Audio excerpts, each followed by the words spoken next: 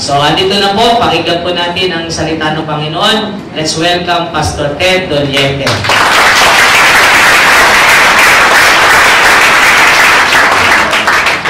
Salamat, Pastor Ramil at purihin ng Panginoon. Magandang umaga po sa ating lahat.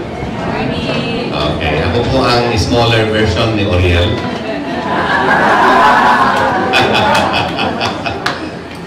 Napatawa ko rin kayo. Mamaya iiyak kayo. So ako po nagagalak na makadating o parating sa inyong kananabahan. Last year, andito rin kami pero hindi ako nagkaroon ng pagkakataon na makapagsalita at dinalaw ko namin si Pastor Romel. Hindi ko dadalawin. Parang anak ko na po yan. Okay. Anak sa labas. Si Pastor Romel. At meron akong ilang mga parang anak-anakan na no? Mga pastor. Pastor Jay. At si Pastor Vic ay parang kuya ko lang. At doon po kami nakatuloy kila Pastor Vic sa Paco. Every time na kami ay lumuluwas, no? And nagkaroon naman siyang pagkakataon si Pastor Vic pumunta sa States at na-accommodate din namin si Pastor Vic. At si Pastor Romel ay inaantay ko na makarating din doon. At meron na po siyang ano doon, higaan sa ibabaw ng refrigerator.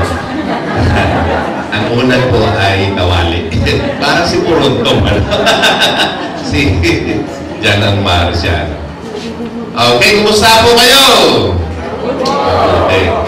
At ngayon po ay ating ipinagdiriwang ang Pasko ng Pagkabuhay ng ating Panginoong Jesucristo. Ito'y pag-alaala dahil minsan lang po naganap yung resurrection.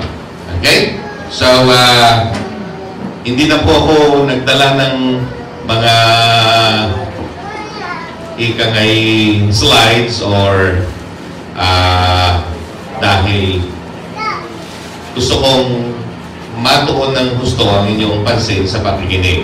After all, ang sabi ng Bible, faith comes through hearing and hearing by the Word of God. So, it's not by seeing, okay, or touching.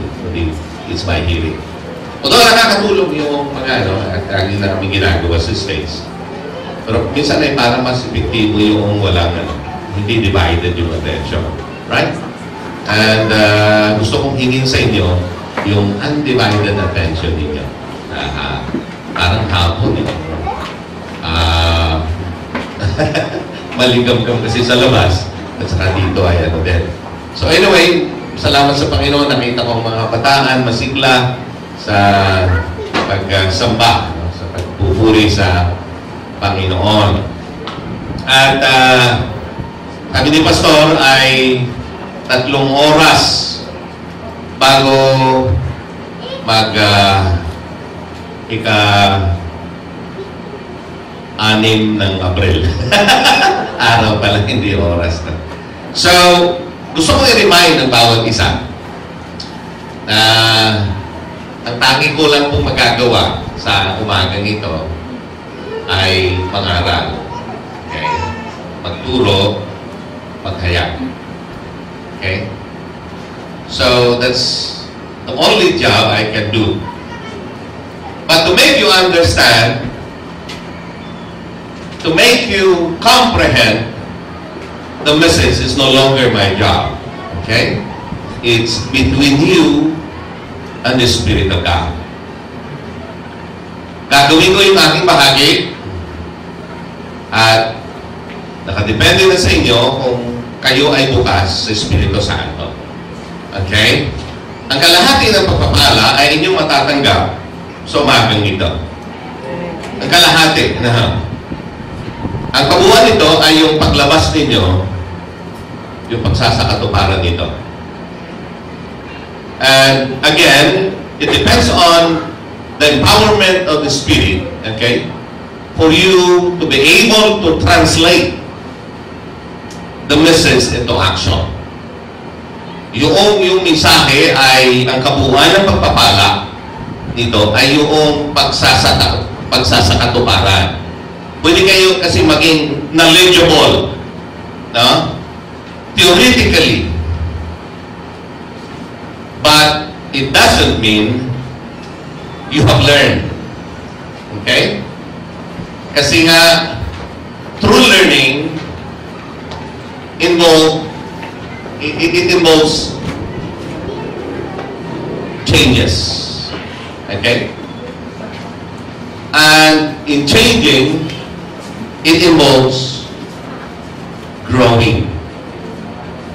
And in growing, it involves life.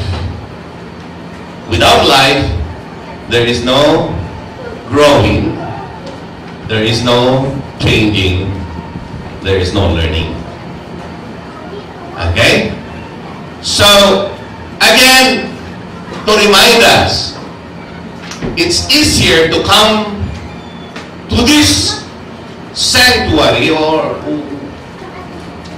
we usually call this church, a church building. Mas madali po pumunta rito kaysa sa pumunta sa Diyos. Alam niyo ba na sa ating pinanggalingang pananampalataya, maraming tao ang magaan at madali sa kanilang pumunta sa church. But the question is, are they coming to God? Sila ba ay pumupunta sa Diyos? Kinakatagpo ba nila ang Diyos? Sa bagay ito, gusto ko masentro ang ating pansin, ang ating buong atensyon doon sa pinakamahalaga. Yung pinakamahalaga na dahilan kung bakit naririto tayo. Yung paminsan inaawit natin yung I worship you, no? May bahagi doon sa sabi niya, when I look into your holiness, when I gaze into your loveliness, when all things that surround become shadows in the light of you. Na lahat ng bagay nagiging shadows because of you, because of Christ, because of Him. And we usually say that it's not about us, it's all about Him. It's not about us, it's all about Him. So mga minamahal mga kapatid sa Panginoon, sa umagang ito, gusto kong magpiesta tayo sa salita ng Diyos. Na kung saan ay dadalhin tayo doon sa isang mahalagang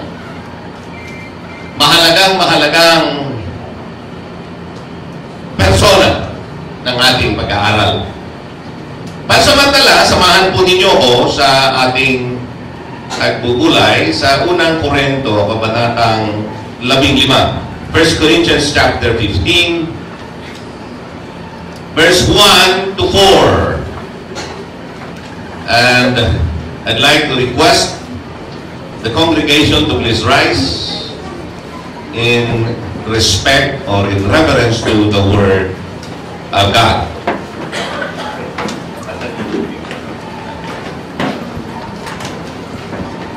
Yun, ang laki. Di maliit na lang.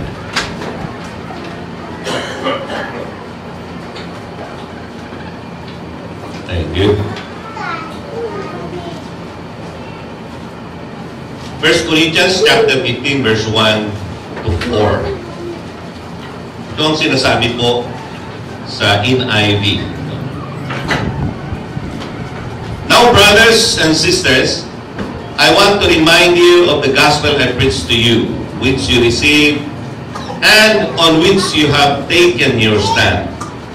By this gospel you are saved, if you hold firmly to the word I preached to you.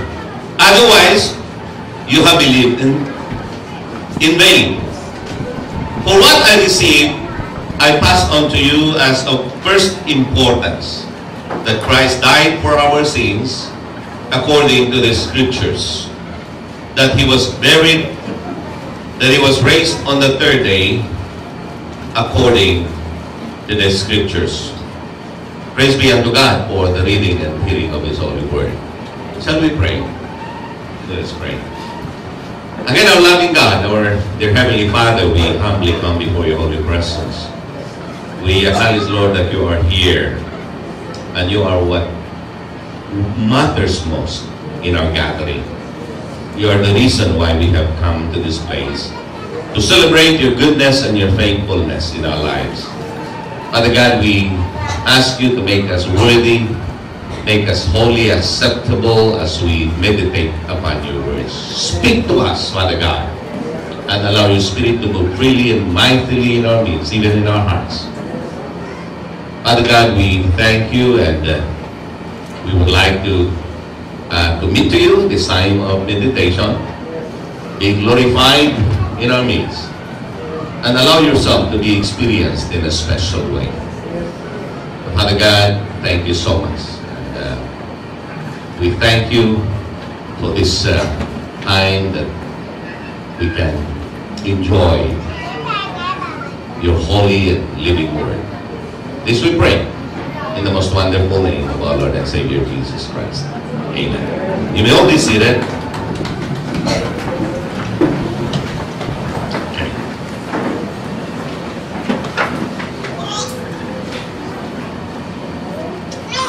May film ba yan? May film. Hindi kasi ako sanay na. Pero pag ano, yung benta, kontrata. Okay, so ngayon po ay Pasko ng Pagkabuhay. Okay. Dito po sa ating binasa ay makikita natin yung Ebanghelyo. Ang tinatawag nilang tuod, or sa English ay summary, o yung maikli ay gist of the Gospel. Ebanghelyo. Ebanghelyo ay mabuting balita. At ang resurrection ay siyang bumubuo sa pangkabuuan ng Ebanghelyo.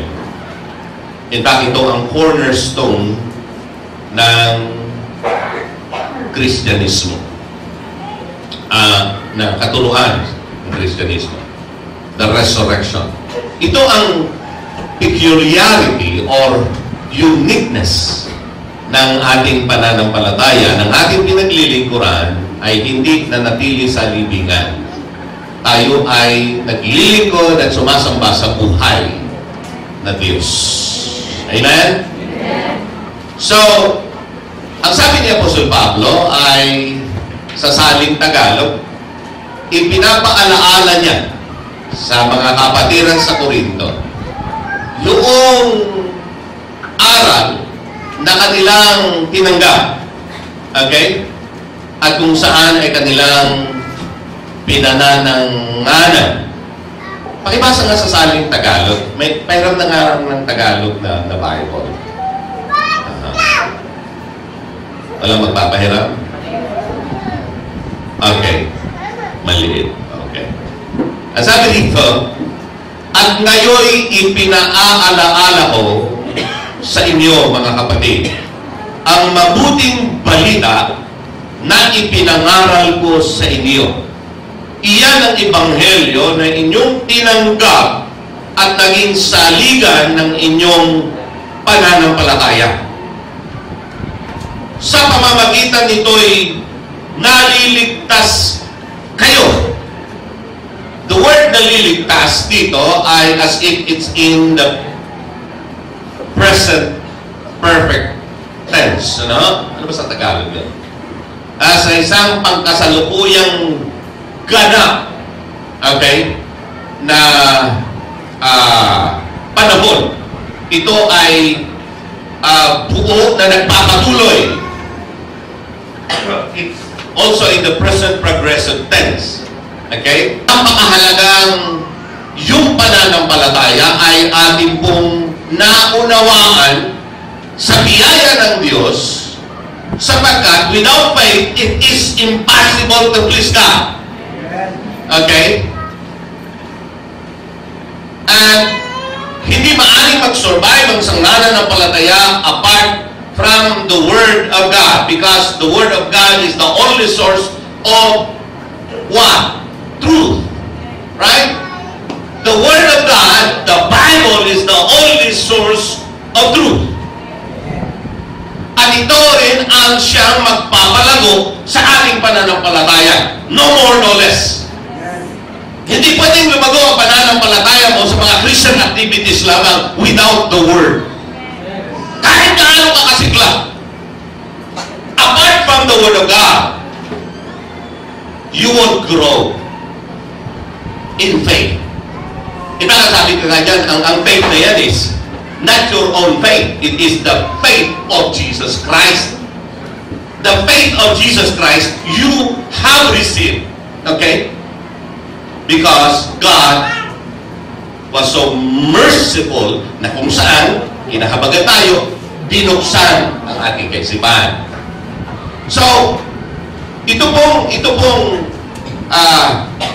pambungad na pag-uusap sa Kabanatang 15 ni Apostol Pablo ay napakahalaga. Bago niya ibinigay yung buod ng Ebanghelyo na kung saan ay bahagi po nito, yung pinakalundo ng Ebanghelyo ay yun ay ang pagkabuhay maguli. Yung resurrection ng ating Panginoong Heso Kristo. Okay? Kaya nga dapat ay iniisip. Okay?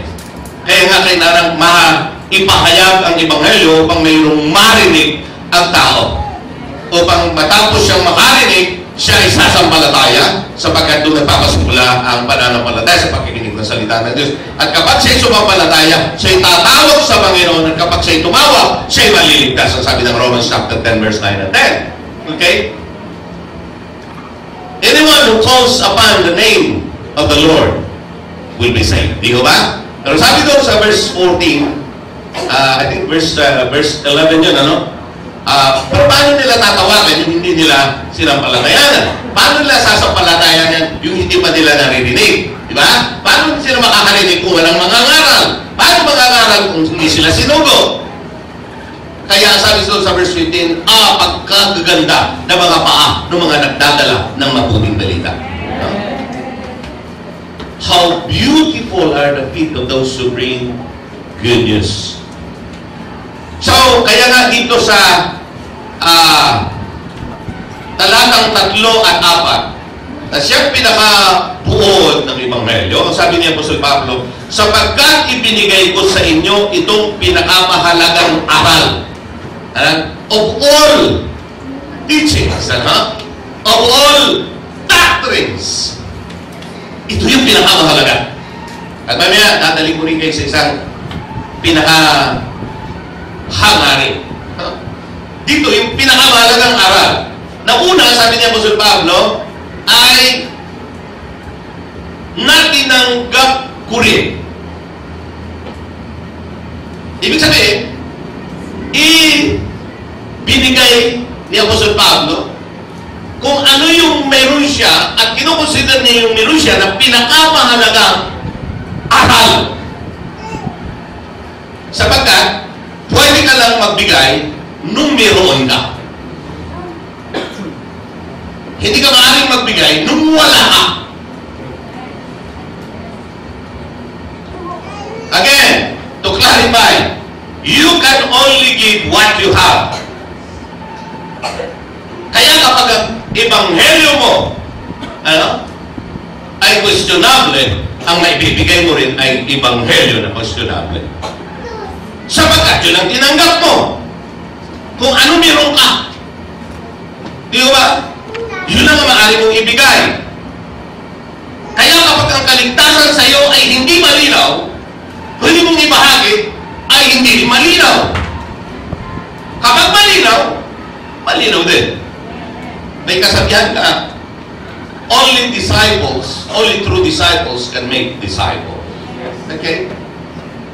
So, andiyan ba kayo? Alam mo, andiyan pa kayo. So, ano yung tinanggap niya? Naaral ang pinakamahalaga. Si Kristo'y namatay dahil sa ating mga kasalanan bilang katuparan ng mga nasasaad sa kasulatan. Bilang katuparan, Then, inilibing siya at muling nabuhay. Ayon, sa ikatlong araw ayon din sa kasulatan. So, nabuhay siyang muli, okay, ayon din sa kasulatan. Ano ang layunin ni Apostol Pablo? Bakit ipinapaalaala niya ito? Ano ba ang puso, tibok ng puso ni Apostol Pablo? Upang kahit pa paano ay masusundan natin at tayo ay maayon doon sa talagang layunin kung bakit ang banal na kasulatan ay nasulat, ano ang diwa nito. Okay? Ang Ebanghelyo ay Ebanghelyo. Pero ang Ebanghelyo ay nagkaroon ng Ebanghelyo dahil mayroong pinagmulan, mayroong may kagagawan ng Ebanghelyo. It is not what. It is not just what. It is not just why. It is not just when. It is not just where. But what matters most is it's about who. Kaya nga, doon sa 2 Timothy chapter 1 verse 12, ang sabi ni Apostol Pablo, for I know whom I have believed, and I'm persuaded that He is able to keep that which I have committed unto Him against that day. It's very personal. Hindi yung sapagkat alam ko kung ano, hindi. Sapagkat alam ko kung saan, hindi. Alam ko kung bakit, hindi. Ang sabi ni Apostol Pablo, sapagkat alam ko kung sino. For I know whom I have believed. And this is all about Jesus Christ. The reason why we have the gospel. Amen? At ang original na kalagayan ng ating Panginoong Jesucristo bago siya namatay, bago siya nilibing, bago siya nabuhay muli, nung inintroduce siya ni John, doon sa chapter 1, ang sabi niya, in the beginning was the Word, and the Word was with God, and the Word was God. Then pagdating sa verse 14, and the Word became flesh, and dwelt among us, and we beheld His glory like the only begotten of the Father, full of grace and truth. Nagkatawang tao, yung Word. In order to form a word, you need letters, right? And Jesus Christ is the Alpha and the Omega, the first and the last letter of the Greek alphabet. And in order to form a sentence, you need words, right? A sentence becomes a message. Although sometimes a word is a message in itself. Pero ang mensahe ay nakakarating sa atin because of the words. And the center of the message is the Word in person, the Word of God in person. Ang ginagawa ko ngayon ay nangangaral ng salita ng Diyos, no? At kayo ay nakatunghay sa nasusulat ng salita ng Diyos. Subalit gusto kong pag-aralan natin yung buhay, yung persona ng salita ng Diyos, and that is the Lord Jesus Christ. Jesus is the living Word. God. Kung kaya, dadako tayo doon sa isa pang diin ni Apostol Pablo sa aklat ng Pilipos. Okay? Pilipos, kabanatang 3. Familiar po kayo dito sa chapter 3. Okay? Verse 10. Ang sabi po dito ay ganito. Maganda sa saling Tagalog eh.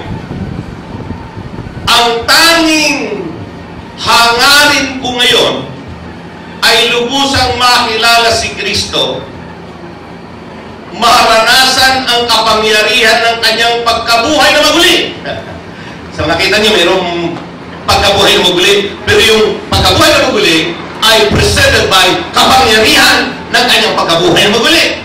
The power of this resurrection. And then, ang sabi niya ay ituloy natin. Ang sabi niya,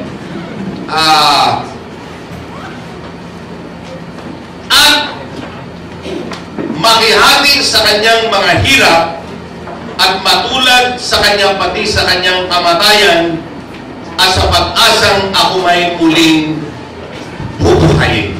Sa pag-asang ako may muling bubuhayin. Okay, himayin po natin ito. Ang preceding verses ng verse 10, from verse 4 hanggang sa verse 9, ito yung argumento ni Apostol Pablo na kung may mga tao na nagmamalaki dahil sa marami silang mga credentials sa buhay, okay? Marami silang ikang achievement, marami silang accomplishment, no? Inilatat niya ang kanyang credentials. Okay, pag-usapan natin lahi. Pag-usapan natin ang social standing.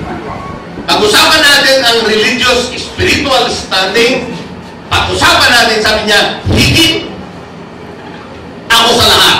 Sabi niya, kung mayroong mga taong manghahawakan, magmamalaki, batay sa kanilang sariling lakas, higit na ako. Sabi niya Apostol Pablo. Pero lahat yun, sabi niya, itong tinuring kong sukal, tinuring kong basura, I count them as dung, dumi ng hayop. Sa ibang salin ay rubbish, basura, that I may know Christ. Na ang kapalit nito ay lubusang makilala si Kristo. Okay?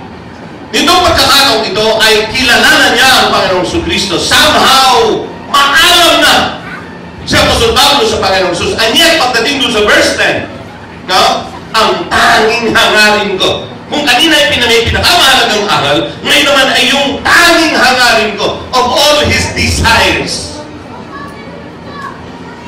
Of all His wants. Actually, sa ibang salin, I guess sa NIV, ang ginamit mayroong word na one. I want to know Him. Ginugusto. Dinidesire. Sa saling Tagalog, ang tanging hangarin ko ngayon. Parang kang pag ilalatag mo ang pagkain dyan, meron kang itatangi. Right? Yung pinakamahalaga sa iyo.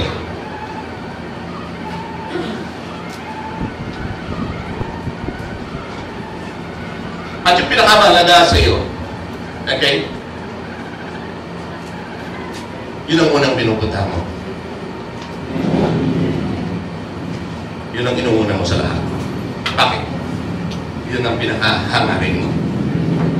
Mahalata mo ang tao kung ang pangunahing hangarin niya ang Panginoong Jesus. Pwede kasi ang Panginoong Jesus, bahagi ng buhay natin, pero hindi siya yung nakaka-preoccupy ng buong pagkatao natin.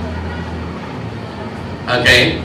Ang gusto ng Panginoong Jesus ay siya ay mabuhay sa atin at mabuhay siya sa pamamagitan natin. Hindi niyo ba naitanong, bakit ang Ebanghelyo sa pangangaral ay inaanyayahan natin ng isang tao na tanggapin ang Panginoong Kristo? Right? At kung tinanggap mo ang Panginoong Kristo, tiyakin mo lang na siya'y pumasok. Dahil karapatan mong tumanggap, pero karapatan din ni Kristo na papasok. Okay? Hindi lahat ng tumatanggap na naririnig natin, nakita natin, pumasok na ang Panginoong Jesus. Kaya mayroong John chapter 2, verse 23 at 24. Di ba? At maraming sumampalataya sa Panginoong Jesus dahil sa mga himalang ginawa niya, no? Pero pagdating doon sa verse 24, but He did not entrust Himself to them. Hindi niya ipinagkatiwala ang kanyang sarili sa kanila. Ay, yung mga taong sumampalataya dahil may nakitang himala, nakakamang-hamang-ha. Kaya dito, alamin natin bakit ang Panginoong Jesus ay papasok. Anong papagaling niya? Kung bakit kayo may bisita, no? Tinanggap niyong bisita. Kung nakalulungkot, nananatiling bisita, nandun lang sa sala. Walang karapatan, para bang guest lang sa bahay natin. O sasabihin natin na promote, resident na. Okay, naging resident doon sa bahay natin. But hindi umabot doon sa pagiging president. Di ba? Resident is one thing, but to become a president is another thing. Nandiyan ba kayo? Kasi pwede kasing sa panahon ng Panginoong Jesucristo, doon sa John 6:63, di ba? The word that I have spoken unto you are spirit and are life. Okay? It is the spirit that gives life, the flesh profits nothing.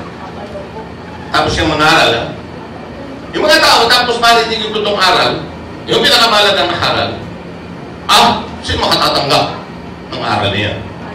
Kaya pag mayroong John 6:66, John chapter 6, verse 66, ang sabi doon, at mula noon, maraming alagad ang hindi na sumunod sa Panginoon, tumalikod na. Kasi ayaw na nila ng totoong aral. Ito yung mga Kristiyan. Ito yung dahil nangabusog. No? John chapter 6, ang hinahanap nila Panginoon dahil sa tinapay na nangabusog sila. Baka meron tayong ibang bakay na hindi talaga yung gumagawa ng tinapay ang habol natin, kundi yung tinapay lang. Di ba ba? At ang Panginoong Jesus, kung bakit siya papasok, sapagkat tayo silang mabuhay siya dyan, at siya nang mabuhay sa pamamagitan natin. Kaya nga, mayroong Galatians 2:20. Ang liwanag po noon, ang sabi niya po sa Pablo, I am crucified with Christ. Nevertheless, I live. Yet not I, but Christ lives in me. And the life which I now live in the flesh, I live by faith in the Son of God, who loved me and gave Himself up. Kaya minsan tayo nag-ibanghelyo, but we are not drawing people to Christ, but instead, we are drawing people to ourselves. Tayo bida. Tayo magaling. Tayo sikat.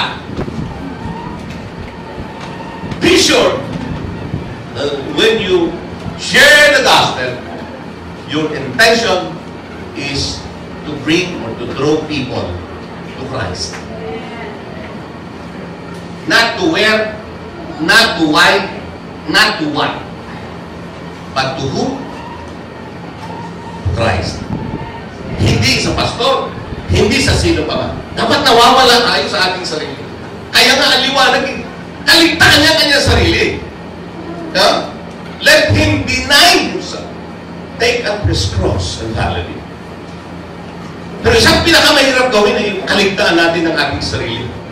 Kaya may tendency po na maging humanistic ang Kristyanismo na ang sentro nito ang takako. At hindi na si Kristo. Si Kristo tungtungan. We are just using Christ but loving ourselves. Instead of using ourselves and loving Christ. So sometimes we are using people using Christ but we have our own agenda. Are you still with me? Okay. May kasabihan, ang nagsasalita na may click, nag-iimbitahan muli. Pero napapahaba na. Nag-iimbitahan na may muli. Gusto ko lang maging malinaw sa inyo sapagkat hindi mo makaligtaan o hindi nyo matutunan ng ibang bagay. Huwag lang.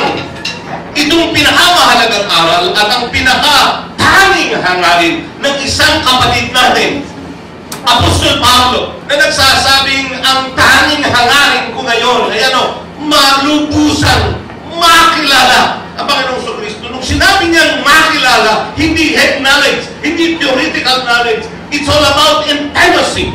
It's all about relationship. Yung tindi ng ugnayan. Katulad ng mag-asawa. Lupa sapagkat namatay na kayo at ang tunay na buhay ninyo'y natatago sa Diyos kasama ni Kristo. Si Kristo ang tunay na buhay ninyo. At pag siya'y nahayag, mahahayag din kayong kasama niya at makakahati sa kanyang karangalan. Ang linaw eh. Ang karanasan ng kanyang pagkabuhay na maguli ay nawawala ang ating desire sa mga bagay sa mundong ito. Katulad ng ang sabi doon sa Psalm 73, di ba? Ang sabi doon, sa verse 25, if I'm not mistaken, ang sabi doon, nothing I desire, okay, on earth, but you. Di ba? May unang bahagi rin. Pakibasa nga, I think 73 verse 25, 26 ng Psalm. Pakibasa nga. Chapter 73. Awit. 25, 26.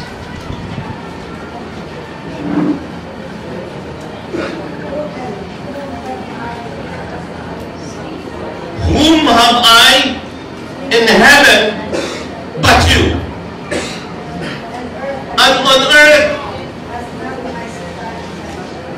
has nothing I desire besides you. That's the power of resurrection. Gusto ko maunawaan niyo po ito. Dahil kung hindi, pwede tayong i-pull down. At ang ating kaisipan magiging earthly, magiging worldly. Kaya ang Diyos gagamitin natin upang tayo ay punuan ng Diyos ng mga pagpapalang material, pinansyal, sapagkat nakalimutan natin tayo pinuhan ng kasama ni Kristo. At ang ating isipan na sabi ng Colossians, set your minds on the things above. Right?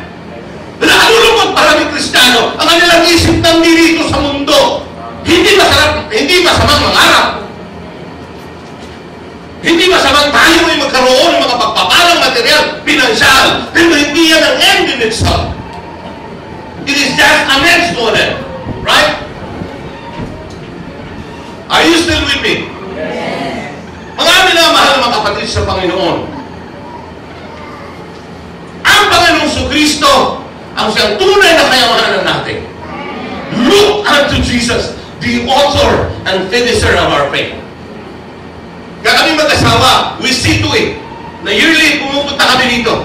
Pwede na kami mag-enjoy doon eh. Talagang enjoy mo sa Estates, sa iyong panahon. Walang ganitong napaka-alinsangan. Pero sabi, there's no place like home. Di ba? Mahal ko ang ating bayan, mahal ko ang kababayan, at gusto ko magkaroon ng hands-on, first-hand experience when it comes to missions.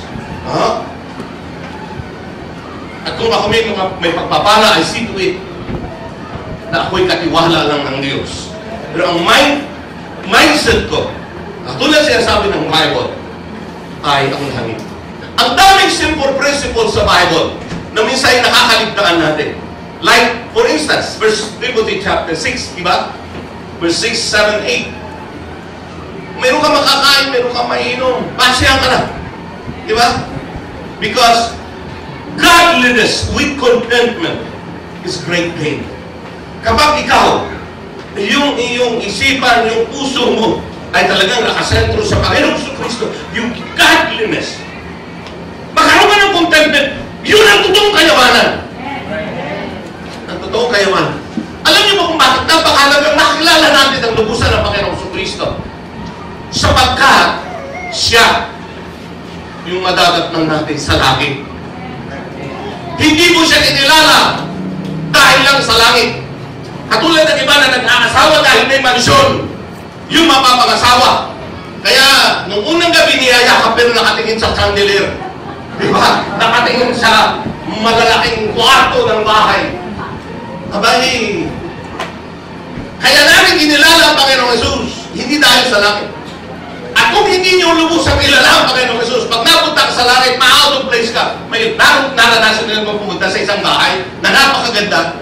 Masyad, pero hindi niyo kilala yung may-ari. Di ba, malakad-lakad, gusto mo lumabas ka? Di ba? Kahit napakaganda ng lugar, bakit di mo kilala yung may-ari? Out of place ka. Ganun din ang langit. Pag nakapunta ka sa langit, dahil dito sa lupa, hindi mo siya kinilala, ang dami mong pinagkabalahanan at ginamit mo lang siya, ay ma-out of place ka. Siya ang pinakamahalaga, ang Panginoong Jesus.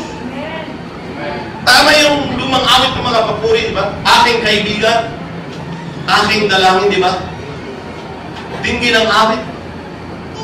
At ibahagi doon, hindi baling ako'y iyong makakalimutan, huwag lang si Kristo. Di ba? Huwag lang si Kristo ang limutin mo. Mga minamahal na kabataan, mga nanay, mga tatay. Siya yung nabuhay maguli.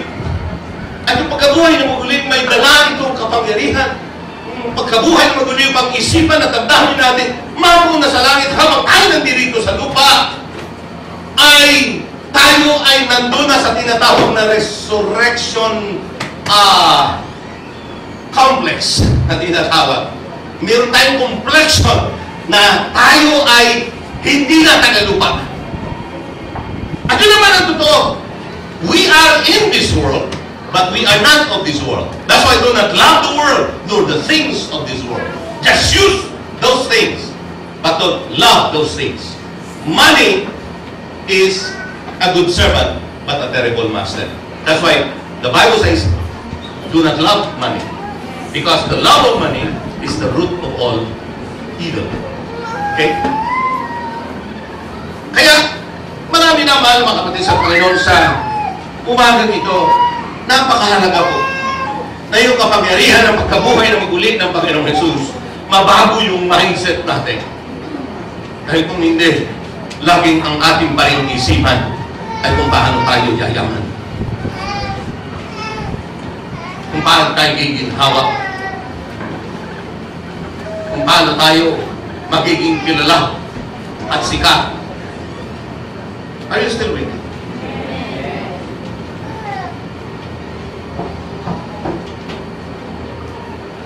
Wala po tayo sa playground.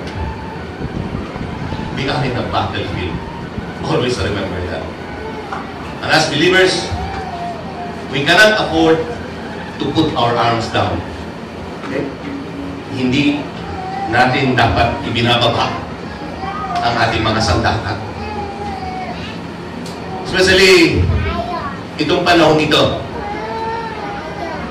All aspects of life in this world, politically, economically, socially, sumasama.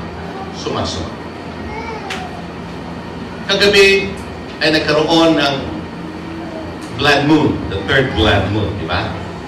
At ang susunod ay sa September 28 of this year. Ang blood moon kagabi ay dito sa Pilipinas is partial lunar eclipse na tinatawag.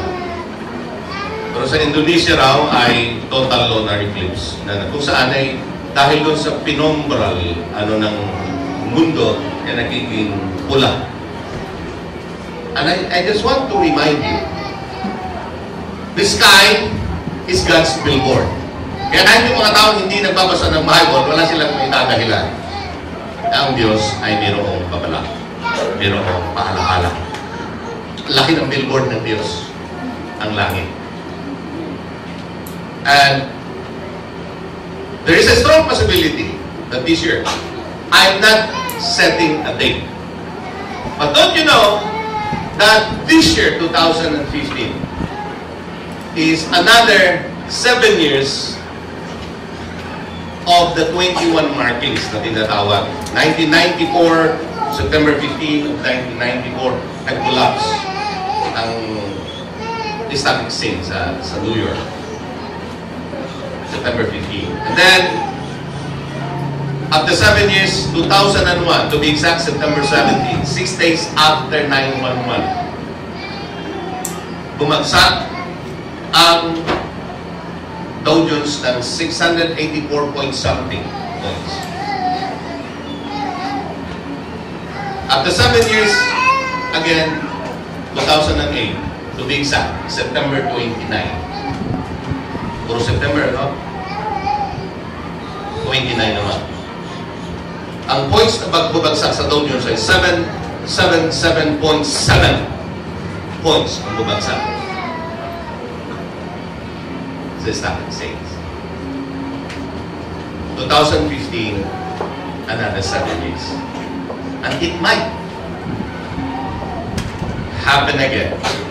And the date is already predicted because yung mga dates na yon, September 15, September 17, September 29, lahat yun ay tinatawag nilang 29th of Elul sa Jewish calendar. Kasi Jewish calendar is based on the lunar and the solar. Whereas ang Gregorian calendar na ginagamit natin ay solar lang. Ang Chinese at saka ang Muslim ay lunar. Pero ang Jewish, both lunar and Kaya tayo babari yung ating celebration ng Holy Week dahil pinipilit natin i-adjust dahil doon sa Jewish Passover. At kahapon po ang tinatawag na Passover ng Jewish calendar. At ito pong mga dates na ito ay ipinapaalala ko lang sa inyo na kung tayo ay may mindset ng langit, meron tayong mindset ng Panginoong Jesus, whom have I in heaven but you? And on earth, there's nothing I desire beside you. Yung bang kahit nandito tayo sa mundo, wala tayong dinidesire kundi ang Panginoong Jesucristo. Siya ang bahala sa mga pangangailangan natin. Kung bigyan ka ng magandang bahay, so bigit, di ba? Pero gamitin mo para mag-Bible study at sa gawain. Pag binigyan ka ng Diyos ng maraming sasakyan, ipagamit mo sa gawain. Parang si Pastor Nick, yung aking kaibigang pastor na milyonaryo. Anytime na kailangan ko sa sakyan niya, last year, ginagamit niya sa akin ang kanyang Fortuner, the whole man. Kaya pagdating naman nila mag-asawa sa States, ako driver nila. Sipin mo, may driver na sila, pastor pa. Pagkatapos, Mercedes pa. Mercedes, kasi meron akong Mercedes-Benz. Dahil sabi ko, kahit malang bago mag-radio, makadrive ako ng Mercedes. So anyway, si Pastor Vic, naging driver din niya ako doon. Kaya enjoy si Pastor Vic. Pastor na, no? Driver. Kaya, sana makapunta doon si Pastor Ramil, States. At pag napunta doon ng mga pastor, ay situate na ini-endorse ko sila para pag-uwi dito ay may pambili ng Fortuner. Andiyan pa ba kayo? Pero gusto ko lang pansinin natin, ano yung mindset natin Yung pag nakilala natin ng Panginoong Jesucristo, maranasan ng kapangyarihan ng kanyang pagkabuhay na magpuli. Ayun nga, yung maghanda tayo magsakripisyo dito, no? Makianti sa kanyang kahirapan. Okay? At matulad sa kanyang kamatayan o sa kamatayan sa krus. Dahil, kung tatanungin mo siya sa Pablo, mas gugustuhin niya ng umuwi. Diba? Pero kung manatili ako dito, alang-alang sa inyo, sabi niya sa Pablo, so be it. Diba? Pero kung ang design ng puso niya, umuwi na. Kasi, tayo ay citizens ng heaven. Right? Kaya mga kapatid, ito yung kapangyarihan ng pagkabuhay ng muli ng Panginoon Jesus. Yung mabago ang mindset natin, makondisyon nun sa langit upang pagdating natin doon, hindi tayo maso-surprise. Parang excited tayo na, kilala ko na yung may-ari ng langit, ang Panginoong Jesus. Siya ang sentro ng langit. Amen? Hindi tayo. Kaya dito pa lang, makilala na natin yung nabuhay muli upang tayo man ay mabuhay na mabuhay. Mga minamahal, mga kapatid sa Panginoon, napakasarap na maglingkod sa Diyos ng ating kaisipan ay nakapako sa mga bagay sa langit. Pero hindi po yung tinatawag na so heavenly minded but to earthly good. Bang salbahin mo naman dito para bakit na. Eh, huwag mo naman tanggihan. Binigyan ka ng papala at tanggapin mo at i-share mo. Amen? Pero huwag ito ang maka-hold sa atin na para bang ayaw mo nang dumating ang Panginoon. Bago yung mansion ko, huwag ka mo nang dumating. Diba? Lord, bagong trabaho, kapopromote ko lang, laki ng sweldo ko, huwag ka mo nang bumalik. Para bang, kung ganun ang mindset natin, ang mundo pa rin ang humihila sa atin. Lord, bagong asawa, ang pogi ng asawa ko. Darating ka na. Diba? Ang ganda ng asawa ko, Lord. Diba? Darating, huwag po na. Diba? Ang ganun ng ating attitude, ang mindset natin, ito pa rin siya. Earthly pa rin. Kaya nga may pagkabuhay na mabuli upang mawala na yung tinatawag na earthly. Worldly. Amen? Salamat. Mayroong Pasko ng pagkabuhay ng mabuli upang ma-remind tayo, mapalalahanan tayo na mayroong Kristo na nagdusa, namatay, nalibing, subalit na buhay maguli upang magtagumpay niya ang mortal na kaaway ng tao, ang kasalanan at ang kamatayan. At lahat yung ginawa ng Panginoong Jesus, biyaya lamang. Kaya sa ating paglilingkod sa Panginoon, magpahinga tayo sa Panginoon. Just enjoy, just celebrate. No?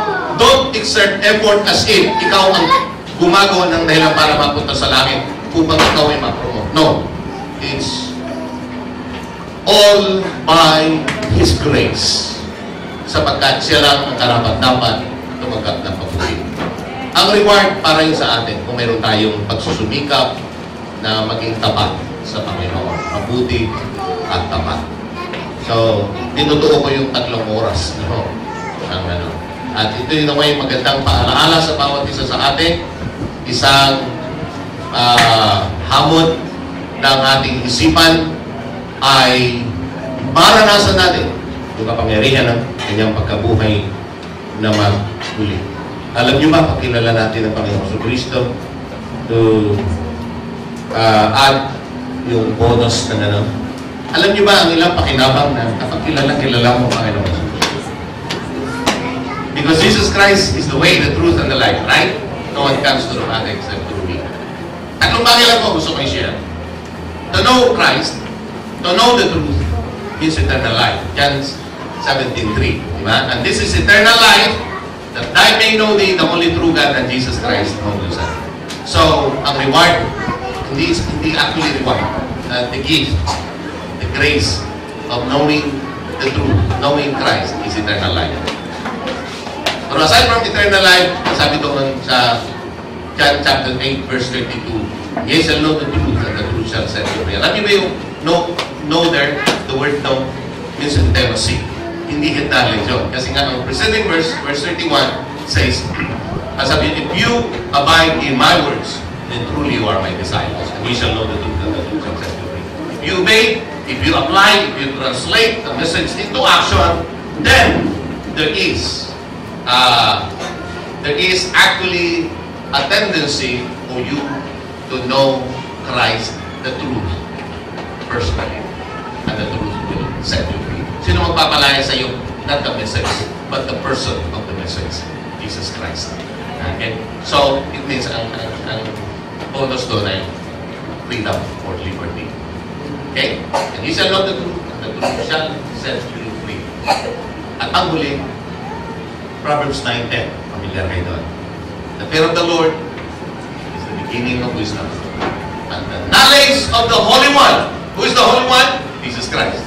Is understanding. You will have understanding.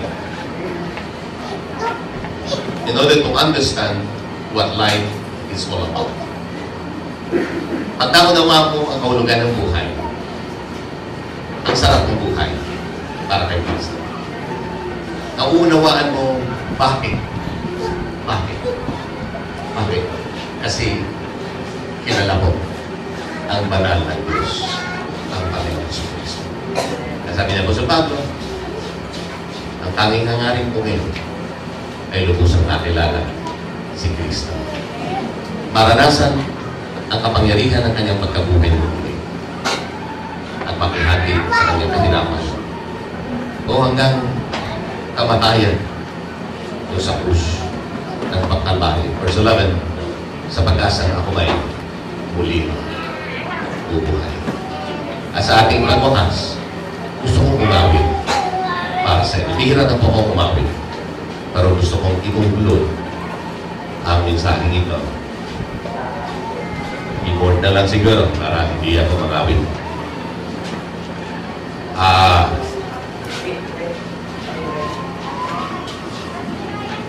Okay?